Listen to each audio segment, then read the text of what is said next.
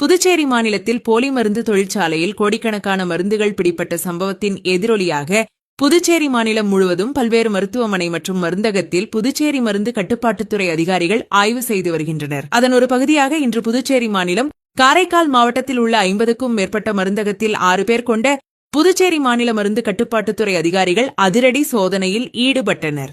இந்த சோதனையில் காலாவதியான மருந்துகள் விற்பனை செய்யப்படுகிறதா என்றும் பொதுமக்களுக்கு அதிக விலையில் மருந்துகள் விற்பனை செய்யப்படுகிறதா என்று அதிகாரிகள் சோதனை செய்தனர். மேலும் போலி மற்றும் காலாவதியான மருந்துகளை பொதுமக்களுக்கு விற்பனை செய்தால் கடும் நடவடிக்கை எடுக்கப்படும் என்று மருந்து கட்டுப்பாட்டுத்துறை அதிகாரிகள் மருந்தக உரிமையாளர்களுக்கு எச்சரிக்கை விடுத்தனர்.